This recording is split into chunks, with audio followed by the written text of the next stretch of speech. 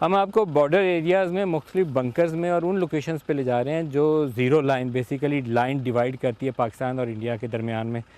Major Zarar साहब, ये पाकिस्तान के साथ आगे 44/4, ये क्या, इसको आप ही एक्सप्लेन कर दें। जनरली जो पाकिस्तान में यहाँ पे बाउंड्री की डिमार्केशन है उस पे ये बाउंड्री पिलर्स लगे हुए हैं, बॉर्डर पिलर्स लगे हुए हैं, ठीक है, जहाँ पे हमने डिफरेंट नंबरिंग की हुई है ताकि हम आइडेंटिफाई कर सकें कि कौन से पिलर्स हमारे हैं और कौन से उनके हैं।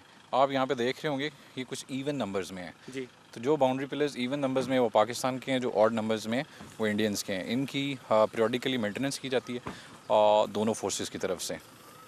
सही है। और ये पूरा जहाँ तक बॉर्डर चलता है, थ्रू आउट द बॉर्डर इसी तरह? बिल्कुल, ये थ्रू आउट द बॉर्डर चलते हैं ताकि किसी किस्म की कोई अगर डिमार्केशन में बाद में जब फ्लड सीज़न आता है या बारिशें आती हैं या वाइल्ड ग्रोथ ज़्यादा हो जाती है तो अगर किसी किस्म की अलाइनमेंट में कोई फ़र्क आता है तो इन बीपी नंबर से, बॉर्डर पिलर्स के नंबर से दोबारा से इनकी अलाइनमेंट को अच्छा, इन जगहों के ऊपर वो मोर और हिरन भी नज़र आ रहे हैं। ये बॉर्डर के ऊपर जहाँ गोलियाँ और बारूद चल रहा है तो वहाँ पर ये कैसे?